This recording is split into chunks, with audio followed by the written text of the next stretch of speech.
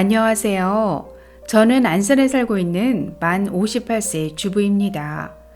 남편이 직장 생활을 하고 있어서 아직은 그럭저럭 살만하지만 아이들 공부 가르치고 결혼시키느라 노후 준비는 엄두도 못 내고 살아왔답니다. 남편이 내년에 퇴직하고 나면 국민연금, 퇴직연금, 그리고 기초연금까지 받아서 생활해야 한다고 생각하니 에휴, 벌써부터 마음이 무거워지네요. 그런데 며칠 전 뉴스를 보다 보니까 국민연금공단의 전문가라는 사람이 나와서 국민연금 의무가입 기간을 현재 만 59세에서 만 64세까지로 5년 정도 상향 조정해야 한다는 얘기를 하더라고요. 어찌나 어이가 없던지. 현재 먹고 살 돈도 없지만 노후를 위해 의무가입이니까 간신히 납부하고 있는데 그걸 5년이나 더 부어야 한다고요? 빚이라도 내서 납부하라는 건가요? 요즘 재난지원금이다 뭐다 해서 막 퍼주더니 결국엔 돈이 없으니까 힘없는 노인들한테 더 걷겠다는 얘기가 아니고 뭔가요? 알베르토 쌤, 이래도 되는 건가요? 너무 속상해요.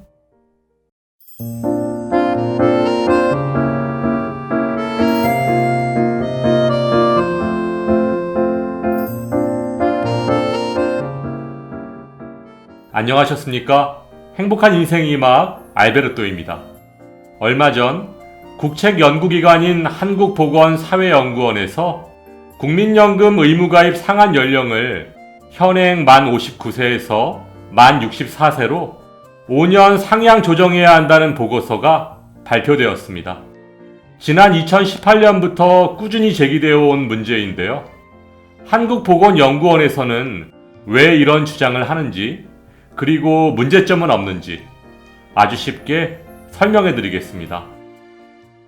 지난 1988년부터 33년간 시행되어 온 국민연금은 10년 이상 가입해야 받을 수 있고 노령연금, 장애연금, 유족연금 이렇게 세 가지로 나눌 수 있습니다. 그런데 여기서 잠깐 간혹 상담을 하다 보면 어르신들께서 노령연금과 기초연금을 혼동하시는 경우가 많으신데요. 노령연금은 국민연금을 10년 이상 가입하신 분들이 받으시는 연금이고 기초연금은 만 65세 이상 소득 하위 70%인 어르신들이 받으시는 연금입니다. 따라서 국민연금과 노령연금은 같은 말이고 기초연금은 노령연금과는 다른 말입니다.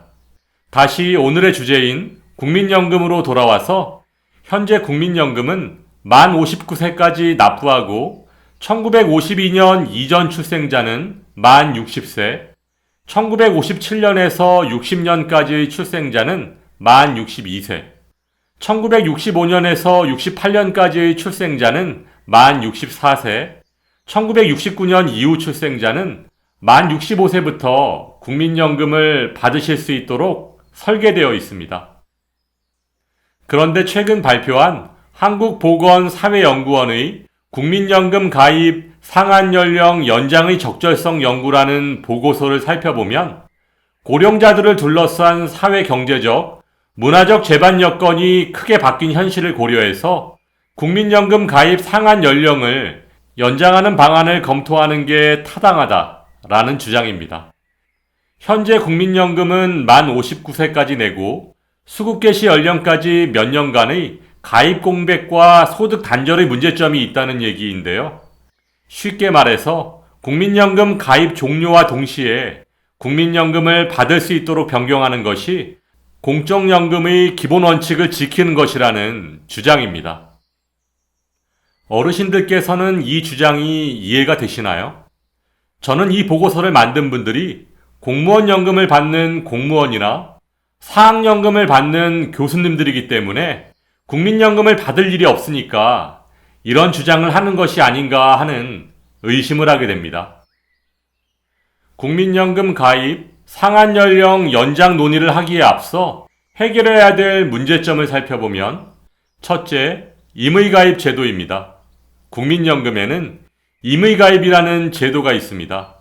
임의가입 제도란 만 59세까지 국민연금을 납부한 이후 연금 개시 연령까지 최저 9만원에서 최고 45만 2,700원을 계속 납부할 수 있는 제도인데요.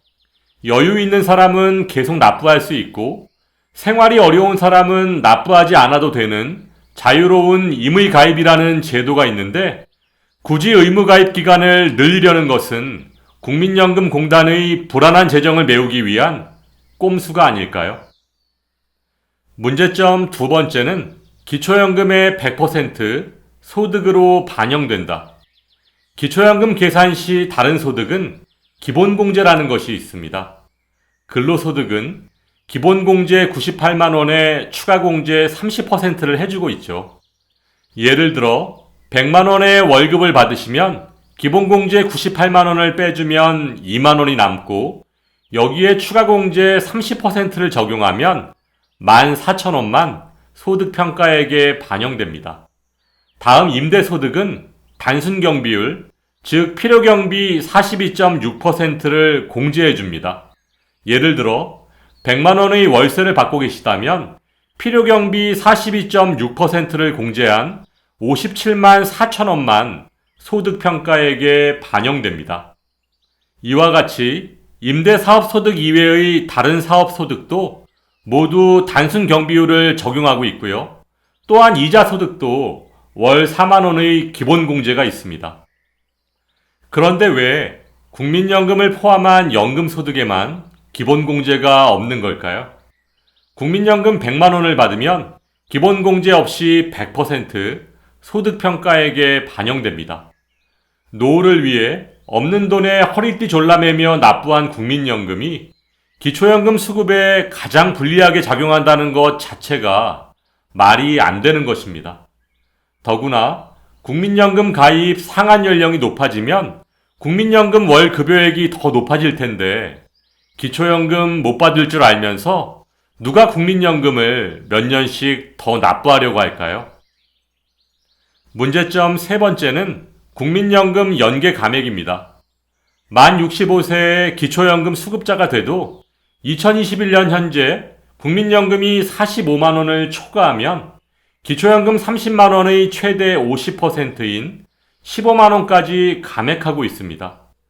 국민연금을 월 100만 원 받으면 기초연금과 연계해서 약 9만 7천 원을 감액한다는 얘기인데요. 국민연금 가입 상한 연령이 높아지면 기초연금이 더 많이 깎일 텐데 누가 국민연금을 몇 년씩 더 납부하려고 하겠습니까? 아니, 다른 소득은 기본공제에 추가공제까지 해주면서 왜 국민연금만 기본공제도 안 해주고 오히려 기초연금과 연계해서 감액까지 하는 거죠? 국민연금을 의무가입시킨 국민은 잡아놓은 물고기니까 먹이를 주지 않아도 된다는 얘긴가요? 국민연금 당장 개혁해야겠네요. 알베르토 쌤, 오늘 명쾌한 설명 감사드리고 정보의 어두운 노인들을 위해 더 좋은 방송 부탁드릴게요. 국민연금 정책을 결정하는 공무원, 대학교수, 국회의원 여러분, 국민연금 상한 연령 연장 논의에 앞서 오늘 말씀드린 문제점을 먼저 해결해야 되지 않을까요? 상식이 통하는 세상이 되기를 바라면서 오늘도 알베르토가 여러분의 행복한 인생 2막을 응원하겠습니다. 행복한 하루 되세요. 좋아요, 구독, 그리고 알림과 공유는 좋은 콘텐츠를 만드는 힘이 됩니다.